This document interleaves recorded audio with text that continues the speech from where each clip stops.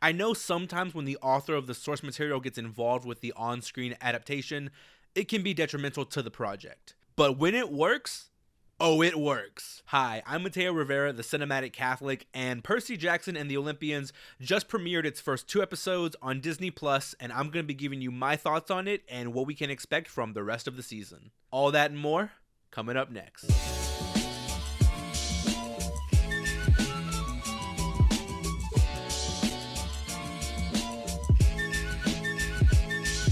Percy Jackson is the new series based on the best-selling books by Rick Riordan, in which 12-year-old Percy Jackson finds out the Greek Olympian gods are real and he is a demigod, the child of a god and a human. From there, he finds himself at Camp Half-Blood, where he finds new friends and soon discovers that the fate of the world may rest in his hands. Now, if this sounds familiar, there was a movie adaptation of the books back in 2010 with its sequel, Sea of Monsters, coming out in 2013. Those movies were alright, I guess, but I was raised on the Harry Potter films, so if it wasn't like to that caliber, then it just felt like a cheap knockoff to me. But getting into this new series, I have to say, I was very pleasantly surprised. Let's start with the cast. Walker Scobell is a rising star for sure. I first saw him in The Adam Project with Ryan Reynolds, and he just really is a terrific actor. I'll be honest, he's not entirely what I pictured as Percy from reading the books, but that is totally fine. I am not one of those people that's like, it has to be exactly like the books. Film is a different medium.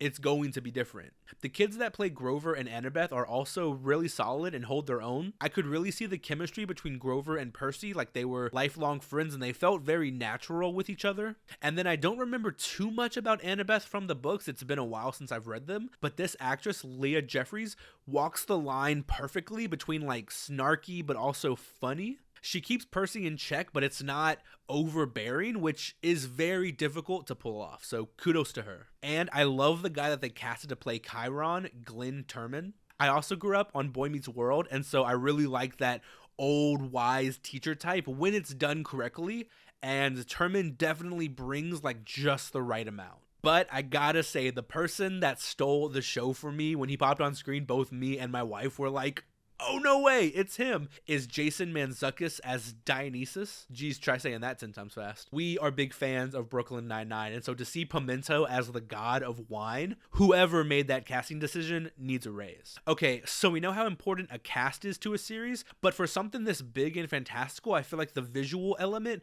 is just as essential as to what makes or breaks it. And man, I don't know who they got to do the VFX for this show, but Marvel needs to take some notes. I feel like based off these reviews, you guys would think that I hate Marvel. I really don't. It's because I love them so much that I'm frustrated with them currently. I'm not mad, just disappointed. The CGI in this series looks amazing, definitely movie quality. That was really nice to see, especially since some other original properties on Disney Plus haven't had the best of luck in that department.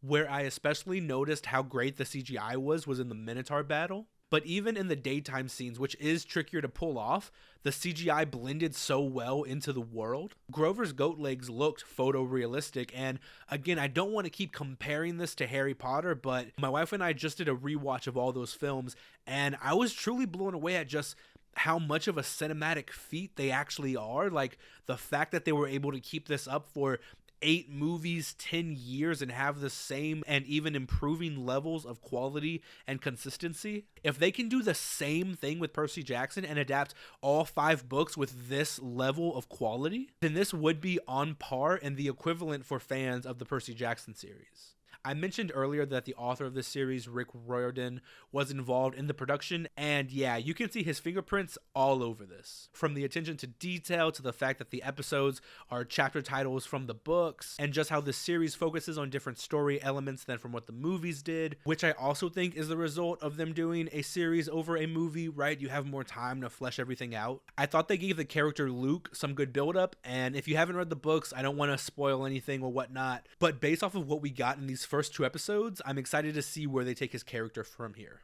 Now, you may be wondering if this show is safe for your children, and yeah, I think this would be a great show to watch with your kids, especially if they are fans of the books. I thought they did a really good job at making this accessible for all ages, and again, I've only seen the first 2 episodes, but if these two are any indication of what we can expect, I honestly think this would be a great show to watch as a family and bring back those days of everybody sitting around the TV, watching, laughing, and discussing together.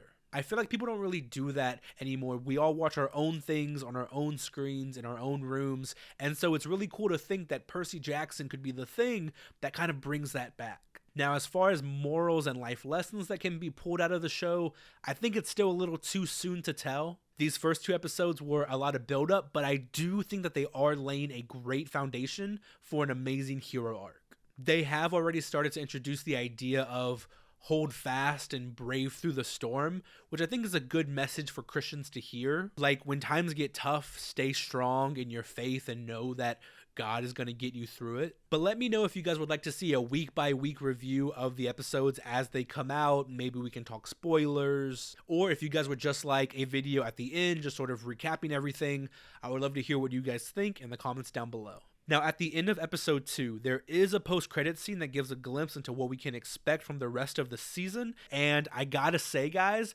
it looks like we're in for a really good time.